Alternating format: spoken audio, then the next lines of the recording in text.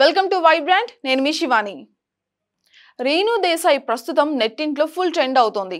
ఇక గత కొన్ని రోజులుగా పవన్ కళ్యాణ్ అభిమానులు అదే విధంగా నెట్టింట్లో నెటిజన్లు చేసే నెగిటివ్ కామెంట్లకు రిప్లైలు ఇస్తూ వైరల్ అవుతూనే ఉన్నారు ఆవిడ. పవన్ కళ్యాణ్ ఫ్యాన్స్ లోని కొంతమంది అయితే రేణు దేశాయ్ని నెగిటివ్ కామెంట్లతో పదే పదే బాధ పెడుతూనే ఉన్నారనే చెప్పాలి. ఇక ఈ ట్రోలింగ్ ని చూసి ఆద్య కూడా బోరున ఏడ్చేసిందట. ఇక తన కూతురు ఏడ్పుకి కారణమైన వారెవ్వరినీ కూడా మంచి జరగదని, ఇది తల్లి శాపం అంటూ రేణు దేశాయ్ బాధపడ్డారు. ఇక అకీరా నందన్ కూడా నెటిజన్లు ట్రోలింగ్ చేశారు.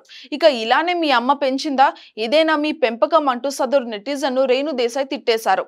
ఇక ఇలాంటి పిచ్చి కామెంట్లు ఎలాగ చేస్తారు, ఎందుకు చేస్తారు, వాటి వల్ల ఎంత బాధగా ఉంటుందో మీకేమన్నా అర్థమవుతుందా అంటూ ఆవేదన కూడా చెందారు ఆవిడ.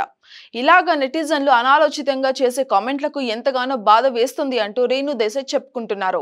ఇక తన ఫాలోని అవ్వడం ఎందుకు, ఇలా కామెంట్లు చేయడం ఎందుకు అని కూడా స్పందిస్తున్నారు ఆవిడ. రేణు దేశాయ్ ఇలాంటి నెటిజన్లు వేసే కామెంట్లకు రియాక్ట్ అవ్వడం పక్కన పెడితే ఆమె ఎక్కువగా పెట్స్ సంరక్షణ కోసం పోస్టులు పెడుతూ ఉంటారు. ఎప్పుడు కూడా పెట్స్ రెస్క్యూ గురించి ఎక్కువగా ఆలోచిస్తూ ఉంటారు రేణు దేశాయ్.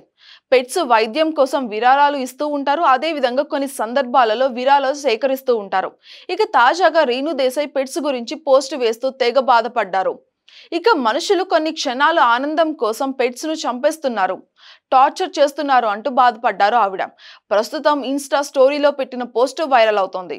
రేణు దేశాయ్ డైరెక్షన్ చేయాలని అనుకున్న రైతు ప్రాజెక్ట్ పక్కన పెట్టేసినట్టుగానే అనిపిస్తోంది.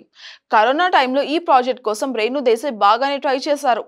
ఆద్య అనే ఒక వెబ్ సిరీస్ కూడా ప్లాన్ చేశారు. కానీ అవన్నీ కూడా ఇప్పుడు పక్కన పెట్టేసినట్టుగానే మనకు కనిపిస్తోంది. More update, subscribe to Vibrant.